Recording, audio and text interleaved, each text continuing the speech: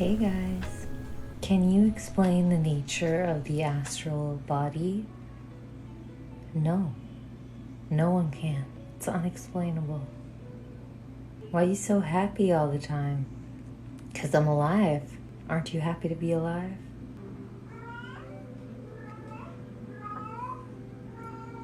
There he is, trying to get in.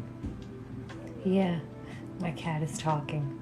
Do you believe in crystal energies or healing?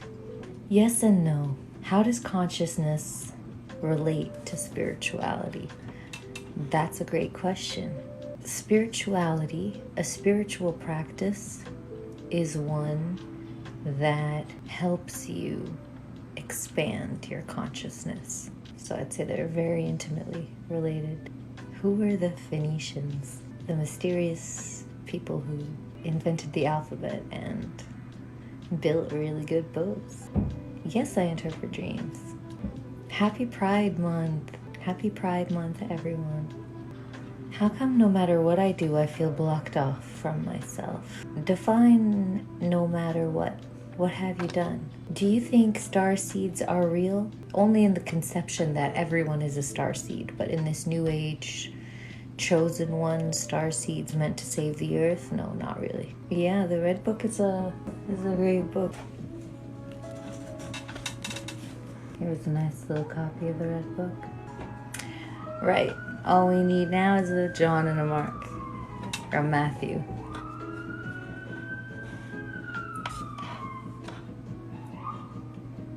Are you doing stories tonight? We could, if you would like. Today have been preparing to make a video on Asherah. Lots of you have asked me about Asherah or Ashira, the better or the more proper pronunciation. So today I was doing my research on Ashira and reading the Baal cycle. So maybe we could read the Baal cycle, or we could read the story of Marduk and Tiamat. What happens after we die? I'll tell you after I die. Do you make YouTube content? Yes. And if you haven't already, please go subscribe to my YouTube. Twitchy Witch, same handle. Tiamat, yeah. No, I mean Asherah, who everybody keeps calling Yahweh's wife, who is actually way older than Yahweh and, is involved in myths that are older than Yahweh and myths that Yahweh's Bible appropriates from.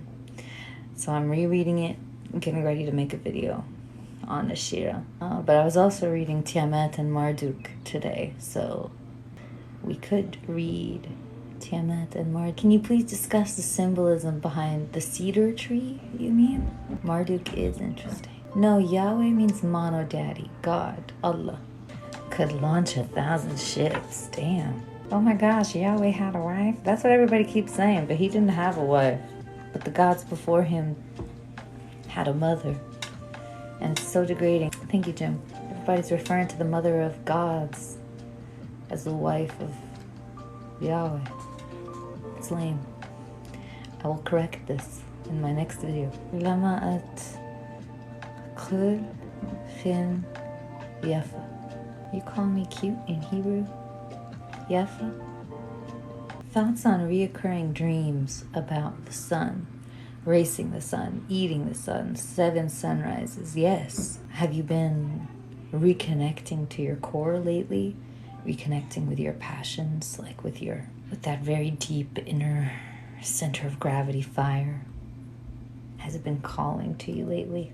The cedar tree represents resilience, strength, steadfastness, longevity, durability. Cedar trees are very, very old, thousands of years old, still standing to this day. Like trees older than the stories of the Bible, still standing to this day in Lebanon. Thank you. They're known for the difficulty with which one lights them up. They're very hard to light up, to set fire to. And it's just a very strong, durable wood that people used in early, very, very early civilizations to build homes. The cedar trees are associated with like some of the earliest conceptions of civilization, agricultural civilization. King Solomon bought cedar trees for the king of Tyre. No, King Solomon ordered cedar trees from the king of Tyre, and he asked the king of Tyre to build his temple for him because the Phoenicians were famous for their building skills, especially building boats. But then the temple of Melkart in Tyre is the one that Solomon asked to be built a replica of for himself, for his god. It is Masonic, yeah. Well, Masons use these symbols in their rituals. So it's religious symbolism that is incorporated into Freemasonry. Do you speak Arabic? ولا كلمة أبدا. No Arabic. Do you think zodiac signs tie in with religion? They tie in with a mythology. Marduk, by the way, after destroying Tiamat, he creates the zodiac in ancient Mesopotamia. And the story of Marduk and Tiamat and people's relationship with their gods in ancient Mesopotamia wasn't as dogmatic as our monotheistic religion, or as, monodaddy's approach, essentially. So I wouldn't say it's tied to religion. It's tied to mythology. And Christianity, especially like in the first few hundred years of its creation and inception, more or less kind of outlawed astrology as like a mancy, as a kind of black or dark magic, like cartomancy or sandomancy or pyromancy or whatever mancy. Any kind of magical or intuitive practice was hunted down, shut down. And by the time astronomy, which developed out of astrology, became a more serious strand of study in its own right, the study of astrology by serious and mainstream astrologers became very secondary. Just wasn't really taken seriously anymore. Marduk is the same as Marut? I'm not sure, to be honest. You thought Yahweh was the source of everything. I'm so sorry you thought that. No, Yahweh is not original. What does the tetragrammaton symbolize? In my opinion, not much, to be honest. Except that it sheds light on the kind of fear that people lived in with this God. He was very fear-mongering. To speak his name was an abomination. That's how God-fearing his vibe was. So I think it just represents most of all the psyop, the essence of the psyop. It just makes him seem more important as a character if you can't say his name, Don't be shedding light on fear. People don't like that. Well, we have to. Religion is built on fear. There are a bunch of really good online libraries, and actually a bunch of people have been sharing them in our Discord if you want to check them out. Guys, let's take a moment to hear from our sponsors. The unnamed, unbranded, all-natural mango orange juice with no added sugars. And today I'm drinking it in my very beautiful creative juice cup, which I got from the beautiful Yellow Pricks. Thank you for quoting me. Yes, religion is built on fear. Yeah. Got my juice. Got my creative juice in my creative juice cup. I love that juice. That is my favorite juice. It is. Yeah, you should come hang out with us in the Discord. What does seeing a non-threatening leopard in a dream mean? is good. Of course it's good if it was non-threatening. What was happening? Did some videos on numerology. Will you dig into that? I might in the future, yeah. How many cigarettes you down to a day now? 5. I want to get to a place where it's 0. I was actually thinking today about possibly doing hypnosis. Has anyone done hypnosis to quit a habit or an addiction? Can you describe some examples of some daily encounters with people in your life? What do you mean? What are you doing? Oh my gosh, look who's here. Look who's here. Look who's here. Wait, love me. Just a little bit. Just a little bit. Please.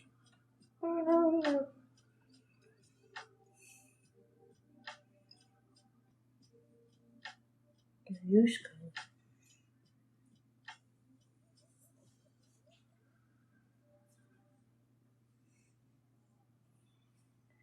Yeah, every time someone follows me, they message them. It's super annoying. Do you know Yan Sucks? Not personally, but I've seen his account. I love his account. You see, Vivi? They love you. They said they love you. Hey, those dude.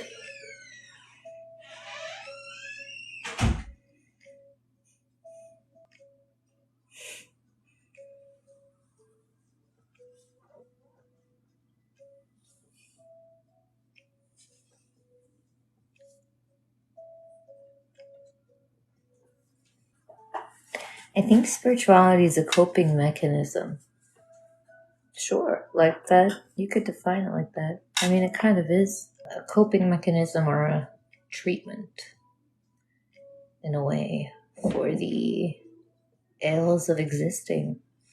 Some of us are weighed down by the mere fact of life. That's just a thing.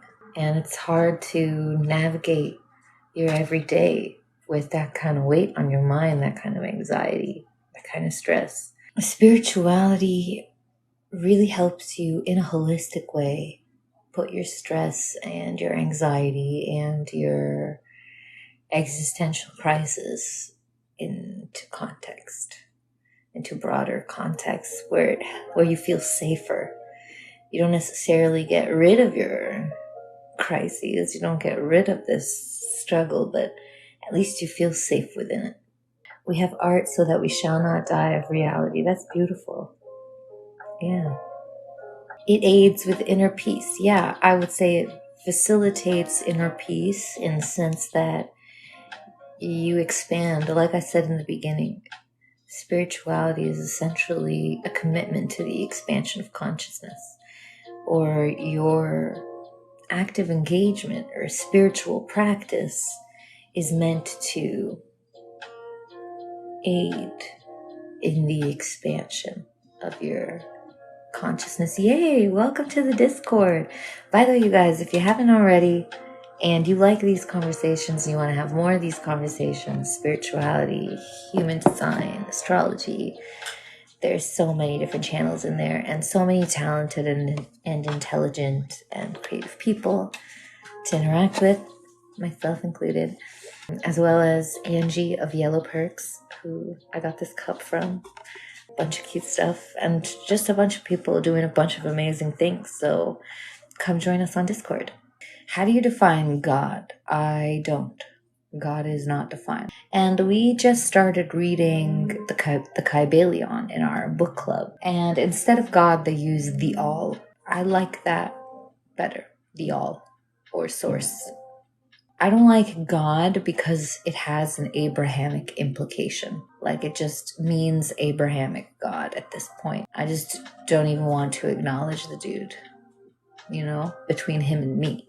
I'm not saying that you shouldn't believe in him. I'm not disrespecting your faith, but I personally don't vibe with the dude. Say, yeah, the endless, the all, the unnameable source. The unnameable, I think, is a really good one. Yes, Kybalion. And that's actually something I've been taking a lot of notes on while reading it, because we are going to discuss it as a club. By the way, you guys, if you're not in our Discord, we have a book club going, and we just started. And we started a couple months ago, then we stopped. We started with Circe. Now we're reading the Kybalion. So if you want to read the Kybalion with us and then discuss it with us at the end of the month, actually on June 19th, officially, we just set the date today. But if you want to read it with us and come have a discussion with us about the Kybalion, make sure you come to Discord. Come to Discord and get your book covenant roll and your film club roll. If you want to watch a movie with us, we're going to watch Midsommar in a couple weeks as well. So yeah, film club, movie club, book club. We have tarot circles as well. Just inviting you right now to our book club. If you're interested in joining and reading the Kybalion with us, come to the Discord. And if you're interested in seeing my notes on the book and my deeper analysis, and also having like speaker privileges during discussion, etc., then consider becoming a patron, because I am going to be sharing my notes and making deeper analysis content specifically for patrons, in addition to the other content that I make for patrons already. So go check it out. You can get to the Discord through my website, twitchy-witch.com. The website is in my bio on my profile. Everything is there. Patreon, Discord, one-on-one readings. This was published in 1903, I believe, or 1908, something like this. 1908, maybe? Yeah, 1908, by the Three Initiates. Stop. You. Just a second. You. خلص بقى. سامع شو عم بعمل، بس عم بتقرر تسجني. ليش عم تعمل هيك؟ كيف يعني عم تسكر لي تمي؟ كيف يعني؟ كيف You think you can just put your hand over my mouth and I'm just gonna shut up? How dare you? You see this? Rude. Very rude. Super rude, sir. What, you want to be with your mama? 1 second.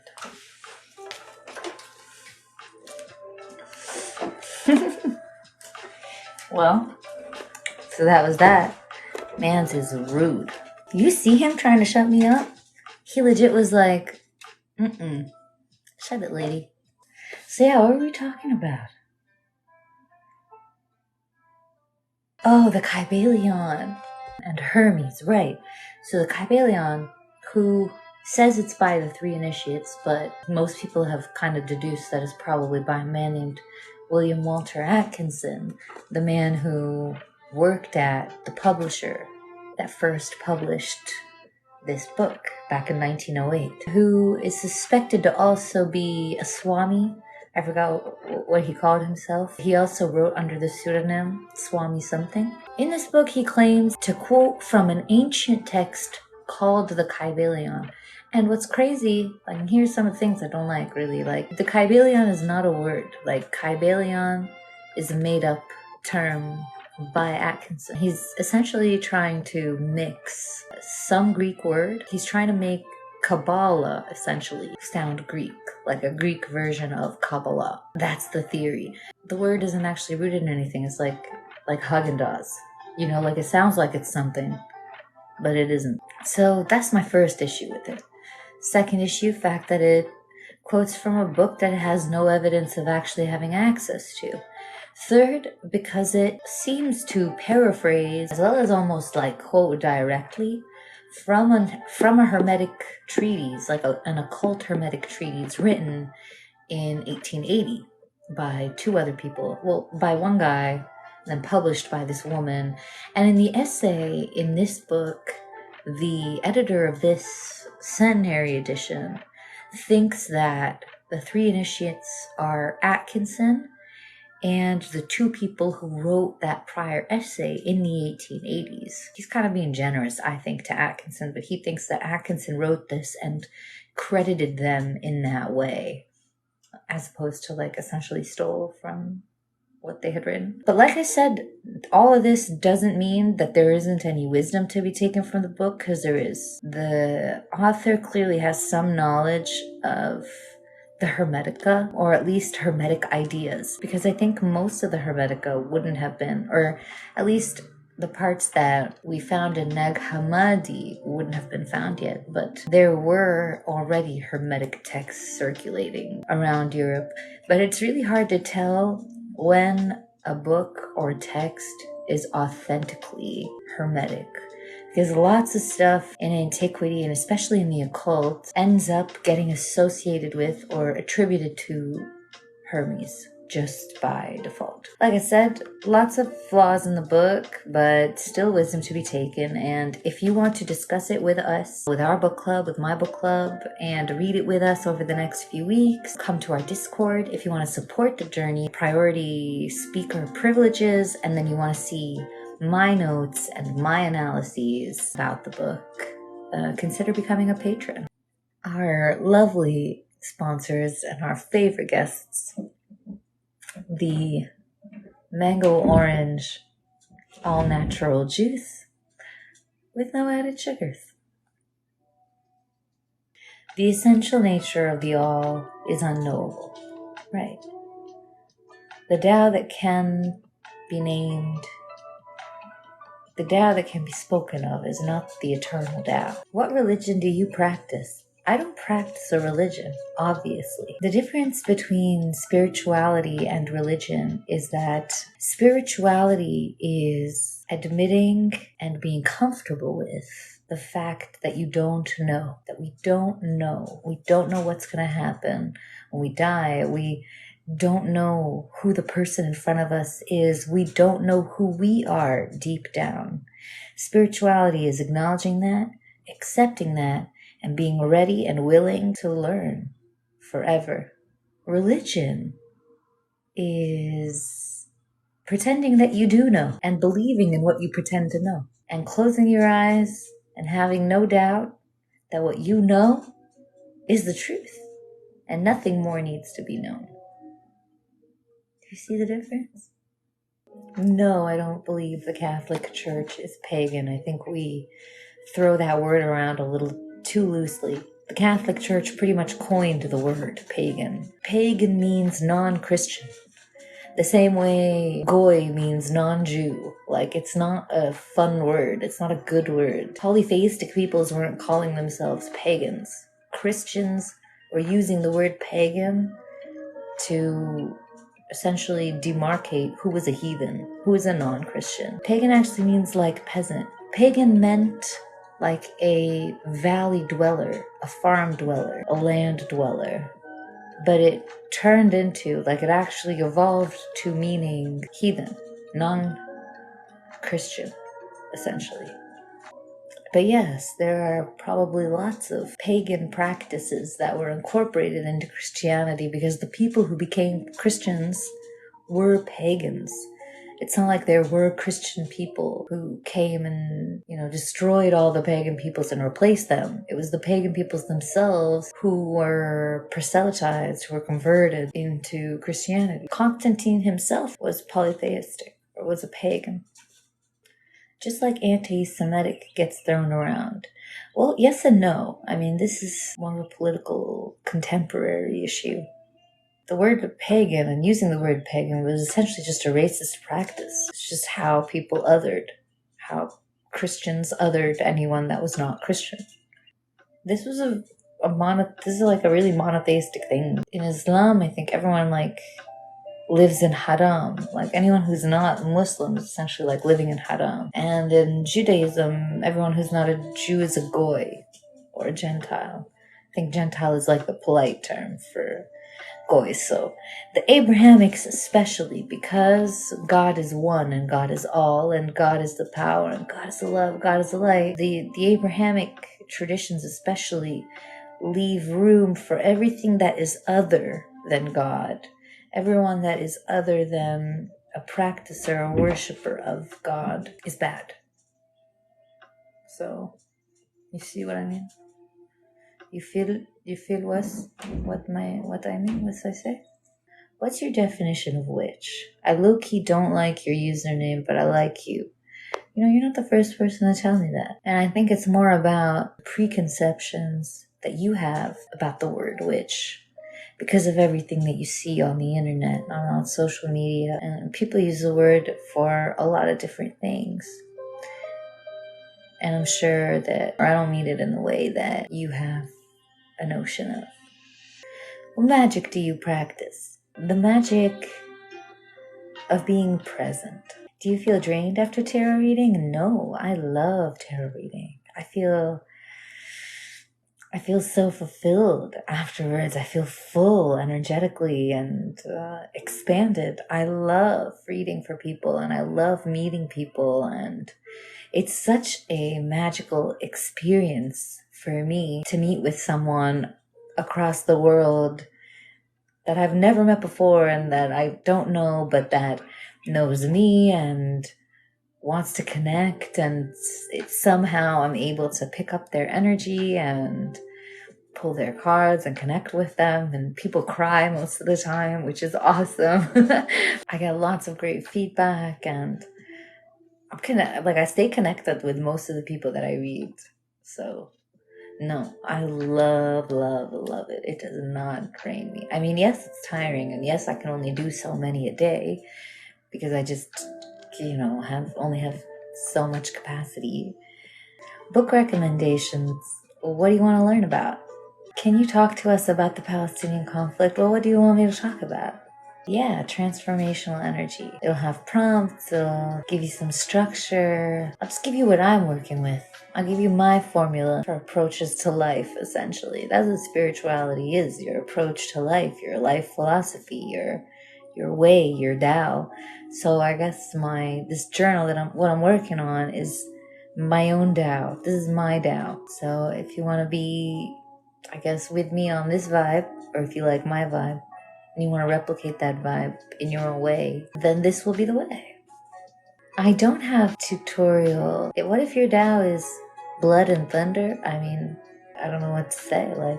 That's your Tao. Everybody has a role to play. Some people play the role of destruction. Some people play the role of creation. Some people play the role of mending. Some people play the role of picking shit up after everyone else. So someone always ends up being a destroyer or a troublemaker. If that's you, then that's you. What's a Tao? A Tao is like a way. What I mean when I say Tao is like a way. The breath of the thing, or the direction, the movement, the way, approach and way and breath and being together. That's the Tao. Just your overall Tao, your overall way of going forward in time and being in the moment, in existence. That's your Tao. The Tao Te Ching, for example, is the way of the truth, the true way. Yeah, the classic way, the classic of the way and its power, the book of Tao, the book of the way. Like Tsing, that same Tsing in I Ching is translated as true or truth. So is there a right or a wrong way? I don't think so. I don't think there is such a thing. I think there is just a way. And yeah, person can change their Tao, the person can change their way any moment. You have any moment you want to change your way. If you're someone who slouches, you can decide to sit up straight. It's literally on the most practical level, or the most simple practical sense. It's just cultivating better habits. When I hear something described as the true thing, it's weird. I agree, Higgaldi Piggaldi. I don't think there is a true thing. I think one of the first lines of the Tao Te Ching is that the Tao that can be named is not the eternal Tao. So whatever might be truth, the true Tao, the eternal Tao, isn't something that we could ever put into words. So no one can actually ever express or explain or speak of a true way. You could only really speak of a way in your own subjective experience, from your own subjective experience. No one person has the authority to espouse general truth over an entire people. So find your Tao and forget the truth. Find what feels good to you, what feels true to you.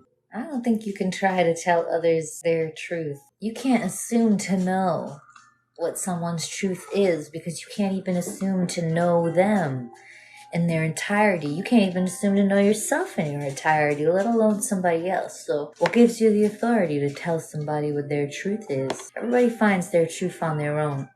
If you think that you can help someone come closer to themselves or move closer to their center, their source, their core, where they can find their truth, then sure, be a guide, be a friend, be there for someone, but don't try to impose your own truth or your perspective on someone else. I think that more often than not, what we might perceive as the truth of another is in fact something within ourselves that escapes us. We cannot know or speak truth because language is inherently associative and subjective. Yeah, and Nietzsche would even say totally arbitrary and nonsensical, because humanity created language for itself, by itself, for only itself to understand. So you are naming a thing that would not ever acknowledge the name that you gave it, nor would any other being in the universe besides you. Doesn't that make it a little bit absurd? There is no essential spiritual truth within the word of a thing, and yet we often mistaken the word of the thing for its essential spiritual truth. Someone said he was wrong. Well, tell us how. You can't just throw out Nietzsche was wrong and not justify it. I'm sorry. Yeah, it's your name for the thing. But to anyone who does not speak your language or doesn't have a linguistic paradigm, but that also perceives that very same thing that you perceive, that thing that exists subjectively, your language and your word is completely absurd. It has no meaning. It has no inherent value. It has no inherent connection to the thing itself. You sit at a table, knowing it's a table, knowing you're on a chair and your legs go under the table, and the back of yours goes on the back of the chair. A monkey doesn't see that, for example. A bird doesn't see that. A dog doesn't see that. It sees a flat surface and then a higher flat surface, and a flat surface where a human puts their bum, and a flat surface where there might be food. And it climbs from one flat surface to the next flat surface with no conception of this is a chair, that's a table, this is where your legs go. You know what I mean? So the table and the chair have nothing intrinsically chairy or tabley about them.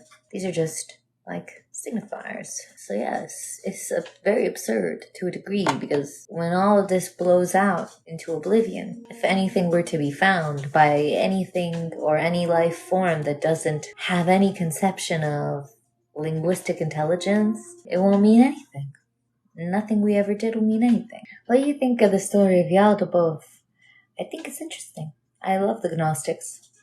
They're very interesting. Yeah, I'm also not a fan of New Age or New Thought, Lawrence. That is why right after this, after I'm done tearing this apart and analyzing it and distilling what is actually some golden nuggets of wisdom, after that, we are going to read the Hermetica, the actual origin, OG text that this is trying to pull from and adapt. So we're going to read that after. And then we're going to read the Bhagavad Gita and the Tao Te Ching. Law of attraction seems like it was implanted very recently. So law of attraction, law of assumption, law of Midrishu, law of blah blah, and the goats and whatever. All of this is like a telephone game of interpretation, because most spiritual people today have not read any Hermetic texts or Gnostic texts or early Christian, Jewish, ancient Mesopotamian texts or like grimoires of magic or anything. Most spiritual people today are reworking lessons from The Secret, mixing them with some Joe Dispenza and a misunderstanding of what quantum physics is. That's where you get this whole law of assumption, abundance, but it is all rooted in Hermetic philosophy, essentially. Like the Emerald Tablet, that's a key source on all of this. Like, you don't need that much. There isn't that much to pick apart and understand. There's a lot of bullshit on the internet, but there isn't much. There's the Emerald Tablet, there's the Corpus Hermeticum, and there's really just Greek philosophy will give you a lot to work with. Yeah, you can join Discord even if you don't read. Not everyone in the Discord is reading, but we have a book club. Sarah asked, do you look for signs from the universe? My whole life is based on a conversation between me and the universe. Is the universe a woman? The universe knows no gender, but if I had to conceptualize it as something, I would conceptualize it as a giant womb constantly in the act of giving birth. A cosmic egg constantly hatching. Oh, I feel not whole being with him. Have you been with this person for a long time? 20 years. Oof. I'm sorry. Instead of I don't like to make any grand gestures. I like to live my life day by day and just live according to the vibe and be true to the vibe. Just that is what I aspire to live by, or that's just the way that I live my life day to day. Just consistently stay in the vibe that feels most honest and truthful to me. So instead of making like a grand gesture and acting out of a sense of ego, like I need to find some kind of closure right now, or I need to make a decision right now, or I need to know right now what's going to happen, and I need to say things I'm going to regret, hear things that are going to hurt me, and do all of that. Just live day by day. Say, you still love this person, probably. I'm guessing you probably love them a lot. But there's something that just isn't sitting right. Maybe it's been like that for a long time. You've always felt it a little bit, but you just kind of ignore it because you want things to keep going well, which is okay. But eventually you reach a point where it's too big. That hole starts to get bigger. It becomes too uncomfortable. You can't keep going in that same way. The place where it sits starts to hurt or bruise or something. Instead of making a giant gesture out of reaction because you're feeling this way now, good to remember that you've been feeling this way for a while. This isn't new. So don't let your ego convince you that you should be surprised and angry and make some giant thing out of it. Instead, start moving a little bit closer to your truth every day. Every day, remove yourself just a tiny bit energetically from this person and take that bit of energy and give it to yourself. Do something a little extra for you and a little less for them. And just distance yourself little by little. Follow your heart, follow your emotion, follow what your vibe says. Your body is saying, I'm not happy. Your gut is saying, I'm not happy. This isn't enough for me. I don't want to keep going. I don't want to keep being intimate with this person. They don't make me feel good. They don't make me feel intimate on all the levels in the right way. And yet you keep falling into it. Now, all you want to do is stop. Just stop. Just listen to the voice. Just listen to it. Don't make a grand gesture. Don't have a fight. Don't have a talk. Don't do all the things. Don't do the things you're going to regret later and that are going to get you in a place where you're going to be hurt. And the person you're going to argue with or talk to, you're going to end up arguing with them. They're going to end up hurting you. They're going to say shit that they don't mean that's going to hurt. You'll probably try to hurt them. It'll turn into a whole ego thing. My opinion? Just take that little bit back for yourself. Just a little bit. Every day a little bit. Every day a little bit. And eventually you're going to wake up one day and you're going to feel strong enough to just move on physically. Just go. You'll be good. It won't hurt. It won't be confusing. You won't need to say anything. You won't need to prove anything. It'll just be it. That's my advice. I hope it helps, Sarah. Who do you pray to? The universe. And my highest self. I hate it when I do sweet things and it doesn't land in their heart. Aww. Yeah. Those ones hurt. I mean, I used to feel that way too, but now I do it for my own pleasure, I guess. But obviously, the pleasure is expanded 1,000-fold when they also find pleasure in it. You know what I mean? We're talking about breaking up with people that we've been with for a long, long time. And instead of making a big, abrupt, dramatic gestures, I'm suggesting just letting yourself move slowly back to yourself. If you guys are looking for cute cups like this, or if you want this cup specifically, my creative juice cup, you can check out Angie's website at yellowperks.com. Everybody wants to hear about the shape shifting, but it's too soon. It's too soon. Solid plug. Actually, for one of my beautiful patrons of the Twitchiverse. They have a beautiful shop and they make a bunch of cute things. So might as well support our people. Community is very important for your girl. It's very important to me, to your girl. As in, yeah, I'm your girl. I want to be a coyote. Yeah, you guys are so cute. You're welcome. I'm glad that you guys enjoy the content. You in the darkness. Yeah, me too, girl. Me too. But it's okay. It's a phase. We all have a phase. Anyway, beautiful people, I am going to head out.